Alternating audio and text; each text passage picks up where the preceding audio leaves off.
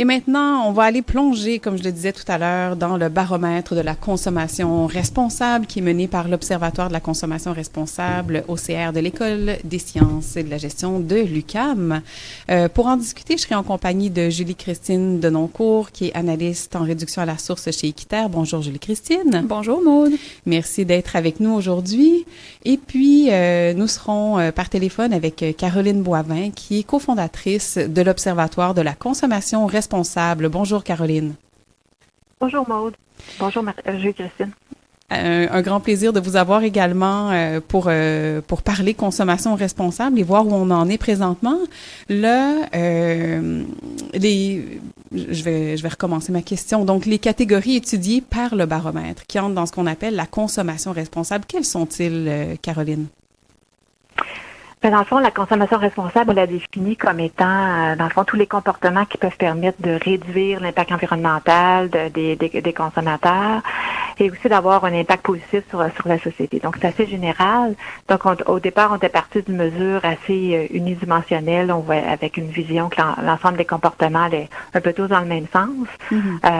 Mais on s'est vite aperçu qu'il y avait des dimensions par rapport à la consommation responsable. Donc, au fil des ans, on a défini de différentes dimensions, le transport responsable, la consommation locale, la consommation citoyenne, etc.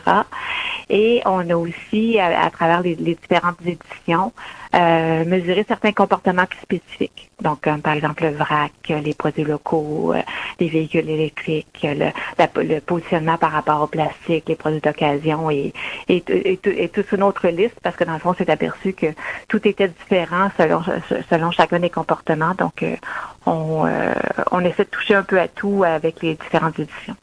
Donc là, ça fait 15 ans, le baromètre. Déjà, il y a eu 15 éditions. Quels sont les plus grands constats au terme d'une 15e année?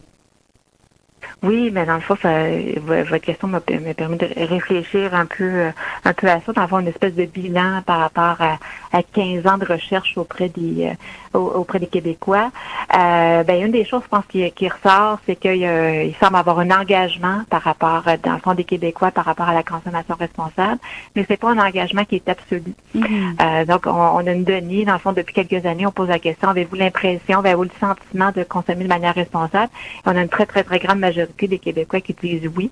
La dernière édition, on avait 87% des Québécois qui disaient oui, on consomme de la manière responsable, mais il y en a seulement 1 sur 5 qui estiment le faire tout à fait. Donc, il y a une prise de conscience que oui, dans le fond, on veut être responsable, mais il y a encore des efforts à faire, puis on sait qu'on n'est pas parfait. Donc, le comportement idéal, on n'est pas encore là. Il y a aussi un lien fort avec la gestion des déchets. Donc, une des choses, c'est qu'on essaie de voir comment les consommateurs définissent ou comment les citoyens définissent la consommation responsable et l'association avec une meilleure gestion des déchets, recyclage, récupération, compostage est quand même assez fort. Donc, il va peut-être falloir élargir un peu la définition dans la tête des gens.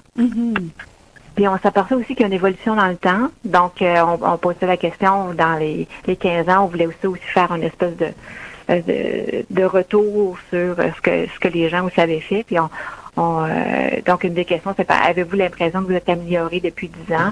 Et le 2/3 des gens nous disent oui, on s'est amélioré. Ils perçoivent aussi que leur entourage sont plus responsables qu'ils étaient. Donc, on semble tous monter. Par contre, la barre à atteindre bouge également. Donc, il y a des attentes aussi évoluent. Donc, même si on s'améliore, les gens aussi ont l'impression qu'il faut toujours faire mieux. Oui, qu'il y a toujours plus à faire et toujours à améliorer, mais c'est positif de voir que la progression est positive dans ces 15 ans d'identification justement des besoins de la responsabilité civile notamment.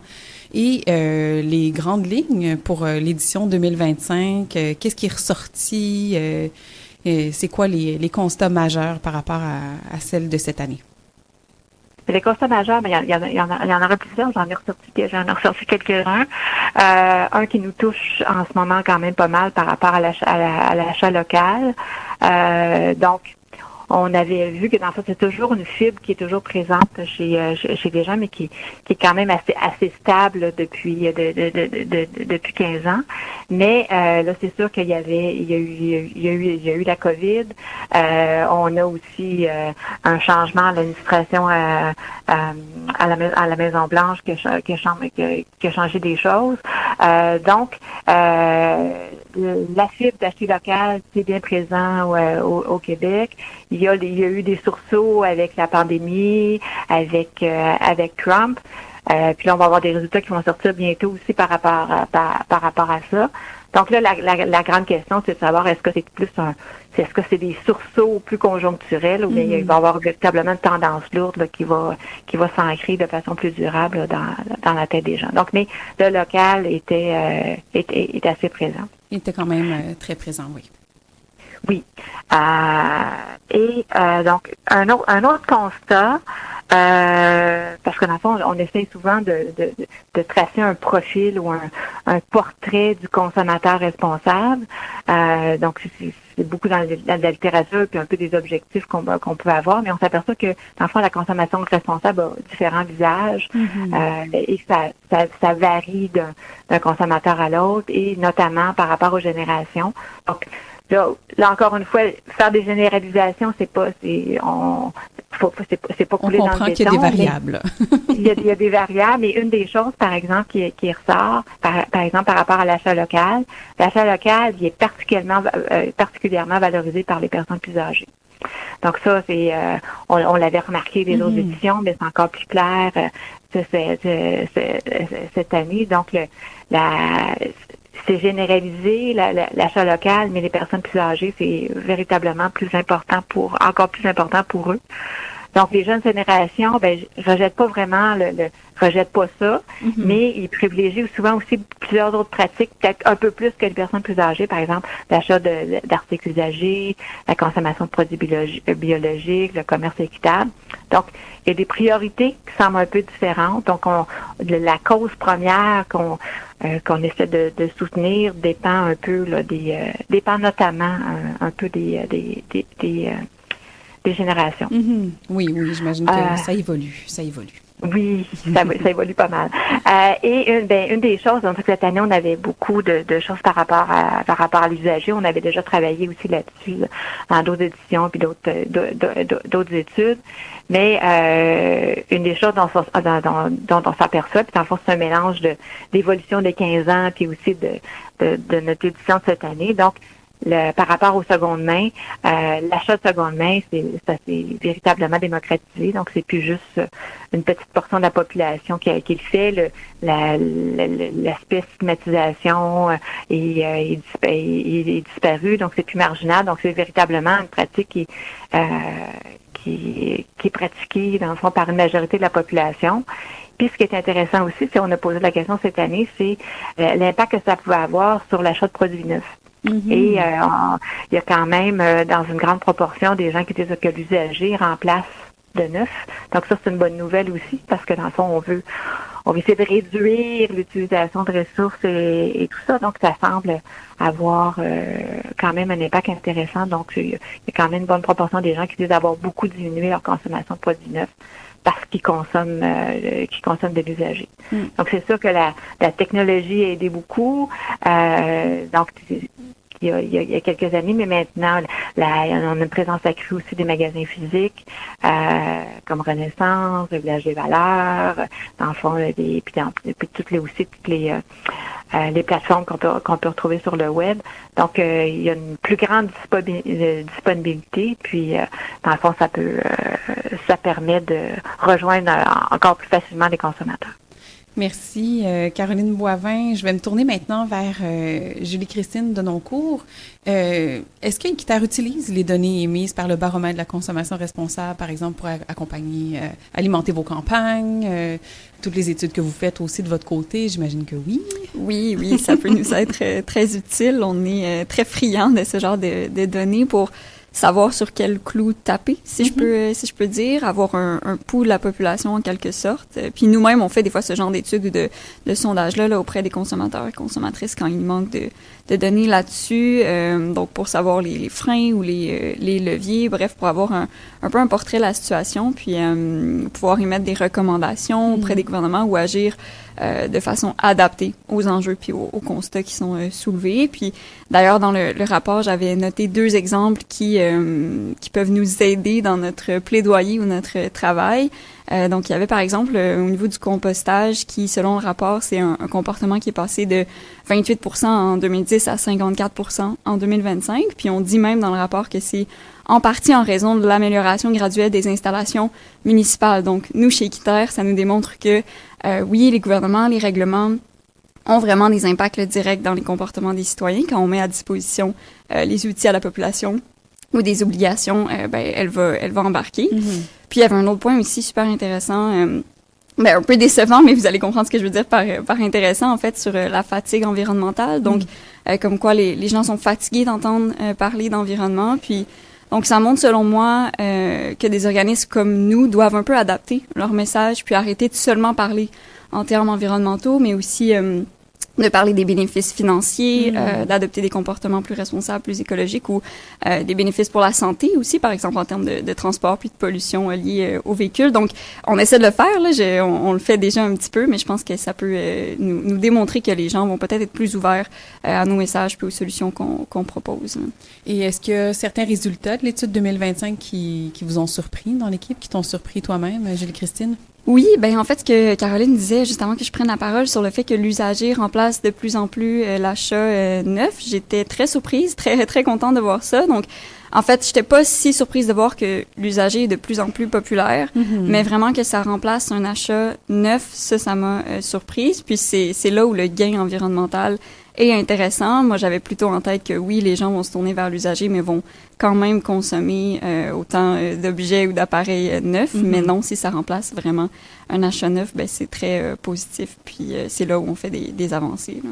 Oui, définitivement, parce que là, on entre dans la réduction des déchets, la réutilisation, le réemploi, voilà. etc., etc.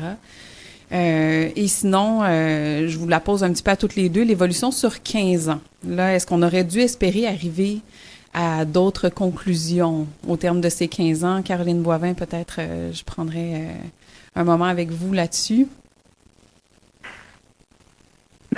Dans le fond, ce qu'on s'aperçoit dans une des choses qu'on voulait faire, on s'était dit qu'on a lancé le baromètre, on s'est lancé dans cette aventure-là il y a 15 ans, c'est qu'on se disait qu'on allait poser les mêmes questions d'une année à l'autre pour pouvoir faire des comparaisons. Et on s'est aperçu finalement que les changements, c'est lentement. Donc, d'une année à l'autre, surtout faire des comparaisons sur des petits pourcentages, puis surtout avec, oui, on a un gros échantillon, mais il y a toujours une erreur statistique là-dedans. Donc, il n'y a pas de pas énormément de gros changements, mais sauf que là, quand on prend un peu plus de recul, on s'aperçoit qu'il y a des choses sur lesquelles ça a bougé. Donc, moi, l'usager, c'est quelque chose qui, il y a 15 ans, était vraiment marginal, qui a pris plus de place. Je regarde aussi, dans le fond, je compare aussi avec le comportement de mes étudiants à qui j'enseigne le marketing vert depuis à peu près ça, 15 ans, puis je regarde un peu leur évolution, puis leur réflexion par rapport à ça, puis leur comportement. Il y a quelque chose qui a changé aussi, dans le fond, puis il y a des comportements qui sont devenus plus ancrés, comme par exemple d'amener sa bouteille d'eau. C'est normal. Amener nos sacs à l'épicerie, c'est normal aussi. Donc, on s'en aperçoit pas parce que c'est un changement plus lent, mais il y a quand même des choses qui changent rapidement. Par contre, il y a une certaine inertie aussi dans les comportements. Donc parfois, il y a peut-être besoin de se faire, j'appelais ça, de donner un petit coup, une petite poussée vers l'avant. Donc pour que on s'aperçoive que finalement, les compromis sont peut-être pas si importants que ça, qu'il y a peut-être aussi des bénéfices à acheter ou à consommer ou agir de façon plus responsable dans notre consommation. Puis je vais réenchérir sur ce que Julie-Christine disait. Puis dans le fond, ça c'est un des messages centraux que j'essaie de donner quand j'enseigne le marketing vert, c'est de dire, si on veut que les consommateurs changent, puis adoptent des comportements, oui, de miser sur les valeurs environnementales, sur ce qu'on peut faire pour l'environnement, puis l'information par rapport à ça, c'est une chose, mais il faut aussi leur faire prendre conscience qu'il y a des bénéfices pour la planète, mais aussi des bénéfices pour eux là-dedans. Donc, c'est la recherche du mariage ou des situations gagnant-gagnantes qui vont nous aider par rapport à ça. Donc, par exemple, avec l'usager, on peut expliquer en partie le succès de l'usager parce que à la fois, c'est bon pour l'environnement, mais c'est aussi bon pour le portefeuille. Oui. Donc, et je pense qu'on n'a pas à condamner ça. On a dans le fond, à miser là-dessus. Julie-Christine parlait de sur quel clou on doit frapper. On doit taper, mais dans le fond, il y a ce clou-là qui est important. Puis dans le fond, je pense que les gens, une fois qu'ils ont commencé, ils s'aperçoivent que c'est pas si compliqué que ça, puis ça peut les amener ailleurs aussi. Et Julie-Christine, rapidement, là, on arrive déjà à la fin de l'entrevue. Est-ce qu'on aurait dû espérer arriver à autre chose? Est-ce qu'il y a d'autres constats là, qui ressortent selon toi?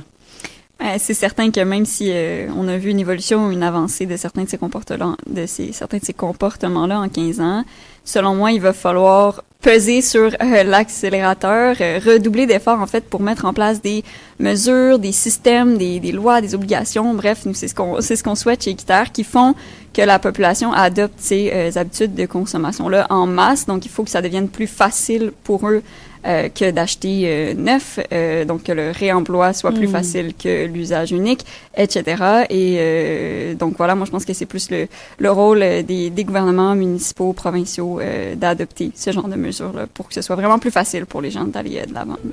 Merci à toutes les deux. Donc Julie-Christine Denoncourt, analyste réduction à la source chez Équiterre, et Caroline Boivin, cofondatrice de l'Observatoire de la consommation responsable. Merci de faire ces études-là puis nous permettre d'aller plus loin encore